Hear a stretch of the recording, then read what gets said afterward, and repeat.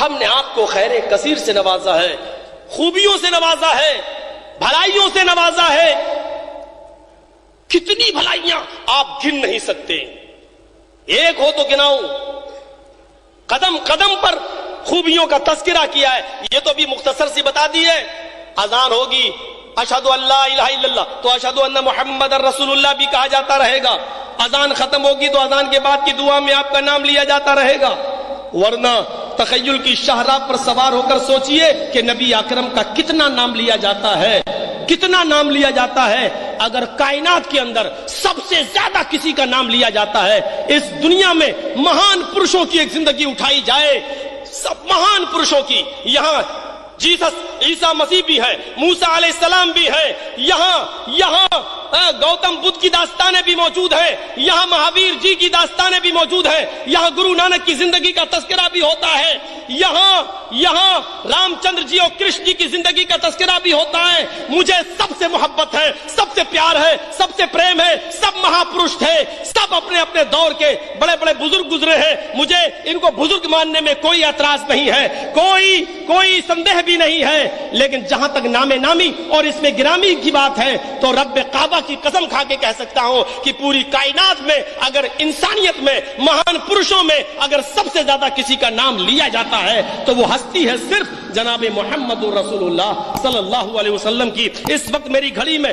9:05 ہو رہے ہیں، لیکن یقین مانیے یہ 9:05 کہیں عشاء کی اذان ہو رہی ہوگی، کسی جگہ اشہد ان محمد رسول اللہ پکارا جا رہا ہوگا، اور کسی جگہ مغرب کی اذان ہو رہی ہوگی، کسی جگہ عصر کا وقت ہوگا اور کسی جگہ ظہر کا وقت ہوگا.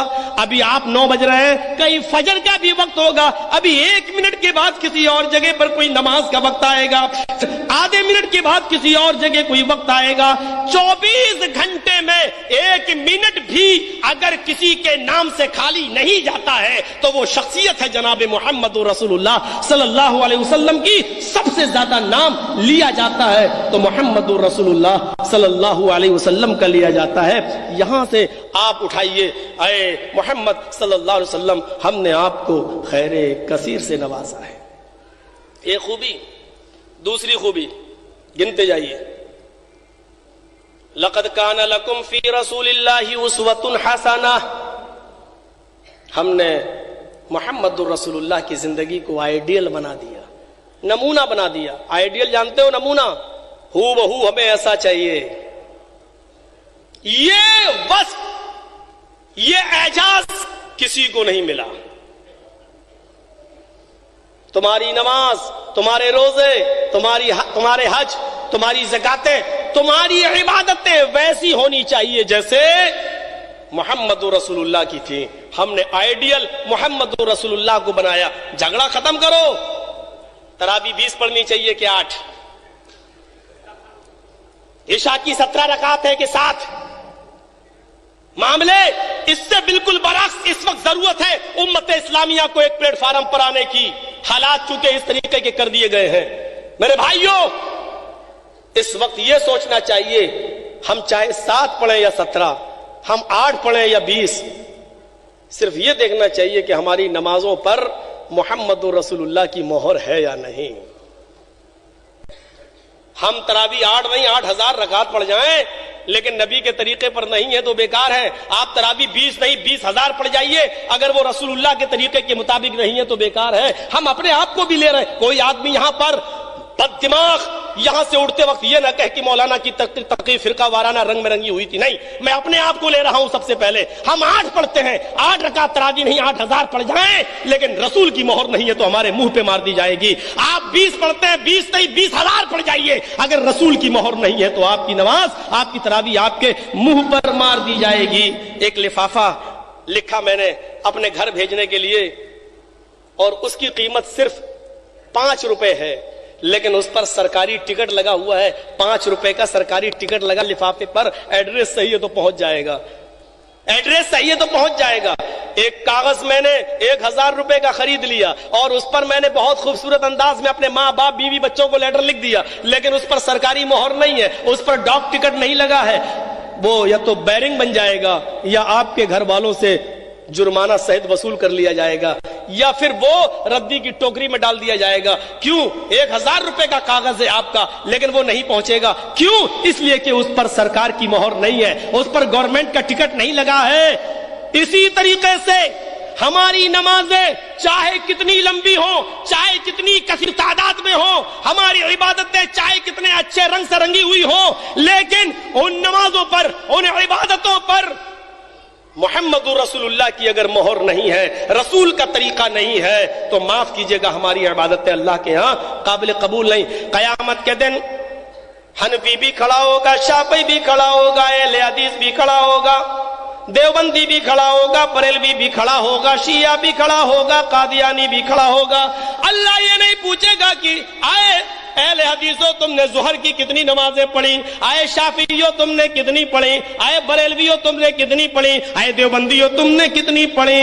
اللہ یہ کہے گا ہم نے تمہارے لیے محمد رسول اللہ کو آئیڈیل بنایا تھا, کہہ دیا تھا لقد کان لکم فی رسول اللہ اسوۃ حسنہ. تمہاری نمازیں محمد کے طریقے پر ہیں یا نہیں؟ محمد رسول اللہ بھی کہہ دیں گے ہم نے تو تمہیں ایک اصول اور ضابطہ دے دیا تھا, صلو کما رأیتمونی اصلی, نماز ویسے پڑھو جیسے تم مجھے دیکھتے ہو نماز پڑھتے ہوئے. یہ بتاؤ تم نے اوپر باندھی تھی یا نیچے؟ یہ نہیں پوچھیں گے, اللہ بھی نہیں پوچھے گا. اللہ یہ کہے گا تم نے ویسے پڑھی یا نہیں پڑھی جیسے محمد رسول اللہ نے بتائی ہے, جیسے میرے نبی بتا کر گئے تھے. ہم نے کسی کو نمونہ بنایا ہی نہیں تھا, ہم نے تو محمد رسول اللہ کو آئیڈیل بنایا تھا. ہمیں نمازیں ویسی چاہیے جیسی محمد رسول اللہ صلی اللہ علیہ وسلم نے بتائیں. ہمیں کسی کمپنی کا ایک چشمہ بہت پسند آ گیا اور اس میں اسپرنگ لگا ہوا ہے. میں کمپنی کے پاس گیا, میں نے کہا بھائی مجھے ایسے 100 چشمے بنا دو. اس نے کہا 1 ہفتے بعد لے جانا. 1 ہفتے کے بعد لینے پہنچا, اس نے اسپرنگ نہیں لگایا اور اس نے تھوڑا سا ٹائٹ کر کے دے دیا, یہ لیجئے.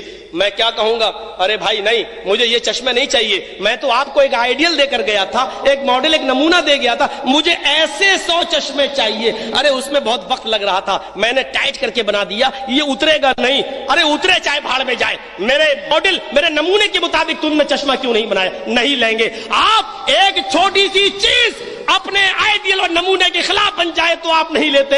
اللہ اس نماز کو, اس روزے کو, اس حج کو, اس زکات کو, اس عبادت کو کیسے ایکسپٹ کر لے جو اس کے آئیڈیل, اس کے بھیجے ہوئے رسول جناب محمد رسول اللہ کے طریقے کے خلاف ہو. اللہ بھی ایسی نماز اور روزوں کو قبول نہیں فرمائے گا. لقد کان لکم فی رسول اللہ اسوۃ حسنہ, ہم نے تمہارے لیے محمد رسول اللہ کی زندگی کو آئیڈیل اور نمونہ بنا دیا. یہ ایک اور اعجاز, ایک اور خیر کثیر میں ایک اور خیر. اے نبی, ہم نے آپ کی زندگی کو آئیڈیل بنا دیا. آپ دنیا میں نہیں ہیں لیکن عبادتیں جب بھی جتنی بھی ہوں گی, عبادتیں جتنی بھی کی جاتی رہیں گی, وہ آپ کے نمونے کے مطابق, آپ کے طریقے کے مطابق. ارے آپ دنیا میں نہیں ہیں تو کیا ہوا, آپ کے بتائے ہوئے طریقے کے مطابق نماز پڑھی جاتی رہے گی, عبادتیں کی جاتی رہیں گی. اس لیے کہ ہم نے آپ کی زندگی کو آئیڈیل بنایا ہے, ہم نے آپ کی زندگی کو نمونہ بنایا ہے. جس طرح رسول اللہ صلی اللہ علیہ وسلم کی زندگی نمونہ, اسی طریقے سے رسول اللہ کی اطاعت بھی خیر کثیر میں شامل ہے. یا ایھا الذین آمنوا اطیعوا اللہ واطیعوا الرسول ولا تبطلوا اعمالکم. اے ایمانو والو, اطاعت کرو اللہ کی, اطاعت کرو رسول کی, اور اپنے عملوں کو بیکار مت کر لو, اپنے عملوں کو باطل مت کر لو. یہ صاف طور پر کہہ دیا, اطاعت کرو اللہ کی, اطاعت کرو رسول کی. اللہ نے جو کہا وہ کرو, رسول نے جو کہا وہ کرو. اگر اللہ اور اس کے رسول سے ہٹ کر کہیں اور گئے, اللہ اور اس کے رسول سے ہٹ کر کسی اور طرف گئے, اللہ اور اس کے رسول سے ہٹ کر کسی اور جگہ منہ مارا, وَلَا تُبْطِلُوا أَعْمَالَكُمْ, تمہارے اعمال برباد ہو جائیں گے, تمہارے اعمال اکارت کر دیے جائیں گے, تمہارے اعمال بیکار کر دیے جائیں گے. اس لیے کہ شریعت کے اندر قانون 2 ہی چیزوں کا چلے گا, اللہ کا حکم چلے گا, محمد رسول اللہ کا فرمان چلے گا. عبادت اللہ کی ہوگی اور طریقہ محمد رسول اللہ کا ہوگا. اس لیے اطاعت کرو اللہ کی, اطاعت کرو رسول کی. وَلَا تُبْطِلُوا أَعْمَالَكُمْ, ان دونوں کی اطاعت چھوڑ کر اپنے عملوں کو بیکار مت کر لو, اپنے عملوں کو ضائع مت کر لو. بالکل کلیئر کر دیا گیا ہے, رسول کی اطاعت بھی خیر کثیر میں شامل ہے, رسول کی اطاعت بھی خیر کثیر میں شامل ہے. میرے بھائیوں, آئیے ایک اور چیز دکھاؤں. نبی اکرم کی معراج بھی خیر کثیر، نبی اکرم کا فیصلہ اور ججمنٹلی کے اصول بھی خیر کثیر. فلا وربی کا، غور کرو، ایک نقطے پر غور کرو. فلا وربی کا، قرآن کی آیت ہی پڑھ رہا ہوں. فلا وربی کا لا یؤمنون حتی یحکموک فیما شجر بینہم. ذرا غور کیجئے گا. فلا ہرگز نہیں، دیکھیے کیسے باندھ دیا. ہر انسان سوچے گا ہرگز نہیں، دیکھیں کیا بات کہی جا رہی ہے. ہرگز نہیں، فلا ہرگز نہیں. وربی کا، اے رسول تیرے رب کی قسم ہرگز نہیں. اللہ نے یہ بات کوئی معمولی نہیں کہی، بلکہ اپنے عزت و جلال کی قسم کھا کر کہی ہے. اے رسول تیرے رب کی قسم.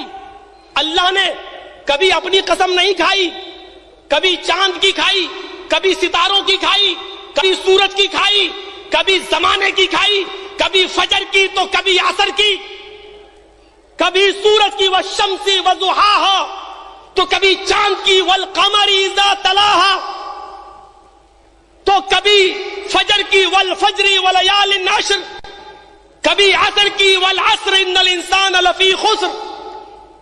اللہ نے عام معاملات میں چاند کی، سورج کی، ستاروں کی، درخت کی، شجر و حجر کی قسمیں کھائیں، لیکن یہاں اپنی قسم کھا رہا ہے. اپنی قسم کھا رہا ہے تو اتنی اہم بات ہوگی.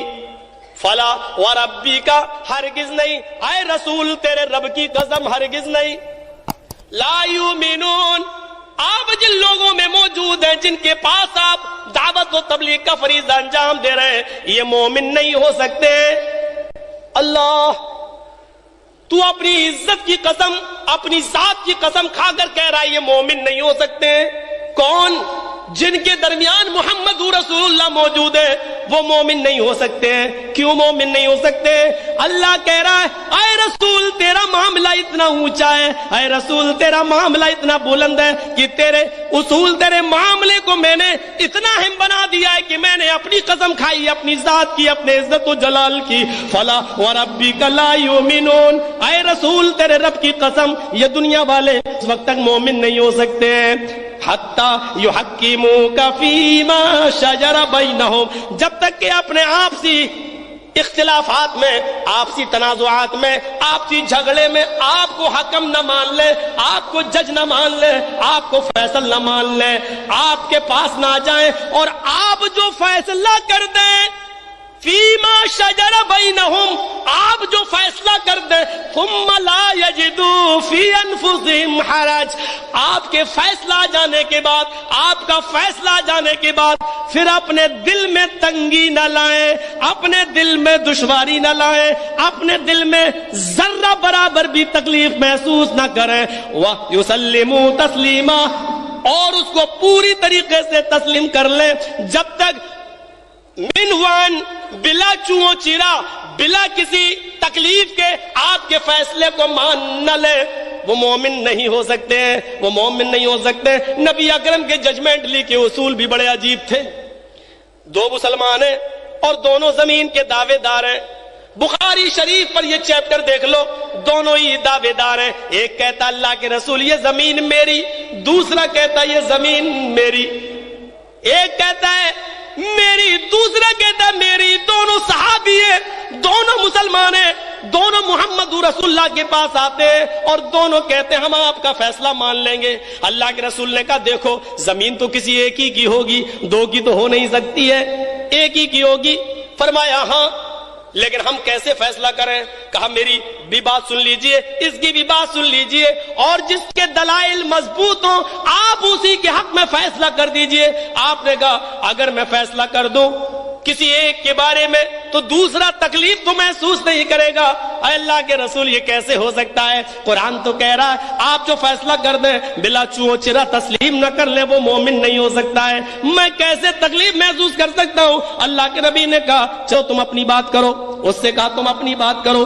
دونوں کی گفتگو سنی. ایک چرب زبان ہے، تڑا تڑ تڑا تڑ تڑا تڑ بولتا چلا جا رہا ہے، اور دوسرا بیچارہ اپنی بات صحیح طریقے سے نہیں کہہ پا رہا ہے. میں نے اس سے خریدی تھی، پھر میرے فلاں، وہ دھیرے دھیرے بول رہا ہے. اب اللہ کے رسول کو خدشہ ہوا، بیچارہ وہ سمجھانا چاہ رہا ہے لیکن اپنی بات اچھی طریقے سے دلیل پیش نہیں کر پا رہا ہے. کبھی کبھی جو زیادہ نہیں بولتا ہے، دنیاوی جھمیلوں میں زیادہ نہیں رہا، وہ اپنی صحیح بات بھی اچھی طریقے سے نہیں کہہ پاتا ہے. ان دونوں میں دیکھا ہے، ایک مودی کی طرح ہے، ایک دوسرا منموہن کی طرح ہے. مودی چپ ہوتا نہیں، منموہن سنگھ بولتا نہیں. دونوں عجیب سے آدمی. مودی جی اتنا سفید جھوٹ بولتے ہیں کہ سننے والا بھی کیا بات کہی کیا بات کہی. بعد میں پتا چلتا ہے، وہ سوچتا ہے اس سے تو اچھی وہی سرکار تھی پہلے والی، وہی اچھے دن ہمارے، وہی اچھے تھے، وہی دن اچھے تھے. آدمی اب پچھتا رہا ہے بیچارہ، اب پچھتا رہا ہے کہ کیا کریں. اب کیا ہوتا ہے، بندوق کی گولی تو نکل چکی ہے، پچھتانے سے کیا فائدہ، اب بھگتو. سو ایک تڑا تڑ بولتا چلا جا رہا ہے اور دوسرا اللہ کے نبی نے محسوس کر لیا، ایک سمجھا نہیں پا رہا اور دوسرا تیز آواز میں. لیکن جو بول رہا تھا تیز، آپ کو اسی کی دلیل مضبوط لگی. اے ہے بخاری کا فیصلہ دیکھیں. امام بخاری رحمت اللہ علیہ نقل کرتے ہیں بخاری شریف کے اندر، اللہ کے رسول نے کہا تم بہت بولتے ہو، تم خاموش رہتے ہو، تم اپنی بات بھی کہہ رہے ہو، یہ اپنی بات، تم اپنی بات اچھی طریقے سے نہیں سمجھا پائے، تم نے اپنی بات سمجھا دی، دلیل تمہاری مضبوط لگ رہی ہے، لیکن یہ ہو سکتا ہے کہ تم بولنے میں ماہر ہو، سمجھا لے گئے ہو ہمیں، حالانکہ زمین